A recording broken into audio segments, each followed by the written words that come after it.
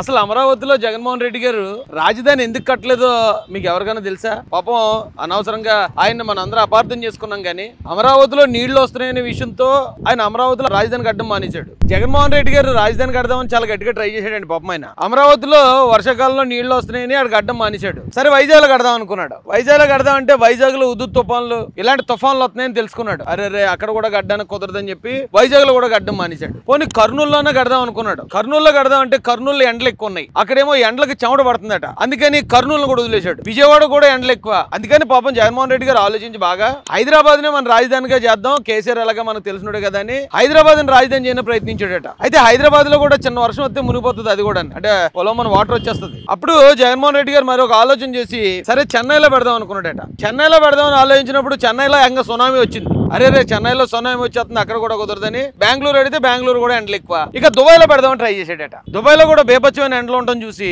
చివరికి అమెరికాని లాస్ట్ ప్రయత్నం అమెరికాని చేసేటండి. అమెరికాలో 6 నెలలు మంచు ఉంటది. ఆ మంచులో కూరుకుపోయి జనాలు చచ్చిపోతారని తెలుసుకున్నాడట. అందుకని ఇదంతా ఎక్కడ పెట్టాలా అని ఆయన దీక్షణంగా ఆలోచిస్తూ ఆయన ఇంట్లోకి ఎంటర్ అవుతున్నప్పుడు సరిగ్గా తాడేపల్లి ప్యాలెస్ లోకి ఎంటర్ అయిన తర్వాత ఆయన బెడ్రూమ్ లోకి ఎంటర్ అయ్యాక అప్పుడు వచ్చిందంటే ఆయనకు ఒక ఐడియా. అరే ఇక్కడ అమరావతిలో అయితే వర్షానికి నీళ్లు వస్తున్నాయి, ఆ కర్నూలులో అయితే ఎండలకి చెమటలు పడుతున్నాయి, వైజాగ్ లో అయితే తుఫాన్లు వస్తున్నాయి. సరిగ్గా ఈ తాడేపల్లి ప్యాలెస్ లో ఉన్న ఈ రూమ్ అయితే అన్నిటికి పర్ఫెక్ట్ గా ఉంది. దీన్ని చక్కగా ఏసీ కావాల్సినంత పెట్టుకోవచ్చు. ఇక్కడికి వర్షం నీళ్ళు రావు, చెమట కూడా పట్టదు. కాబట్టి ఇదే బెటర్ అని చెప్పి తాడేపల్లి ప్యాలెస్ లో ఉన్న ఆయన రూమ్ నే రాజధాని చేసాడు ఆయన.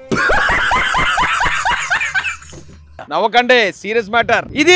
తెలియక మన అందరూ ఏమనుకున్నాం, పాపం ఆయన కట్టలేకపోతున్నాడు అనుకున్నాం. అయితే ఇప్పుడు ఆయన ప్రయత్నంలో ఉన్నాడట. వర్షం వచ్చినప్పుడు నీళ్లు రాకూడదు, ఎండ వచ్చినప్పుడు చెమటలు పట్టకూడదు, తుఫాన్లు రాకూడదు, ఇవన్నీ జరగకూడదు అంటే భూమండలం మీద ఎక్కడ దొరకలేదట ఆయనకి. అందుకని చంద్రమండలానికి పంపిస్తున్నాడట రేపు సజ్జల రామకృష్ణారెడ్డిని, మరొక అవినాష్ రెడ్డిని. అక్కడ ఏదన్నా అలాంటి ప్రాంతం ఉంటే అక్కడ కడతాడు ఆయన. నిజానికి జగన్మోహన్ రెడ్డి గారు అయితే చంద్రమండలంలో రాజధాని కట్టడానికి అయితే ఆయన ప్లాన్ చేస్తున్నాడండి.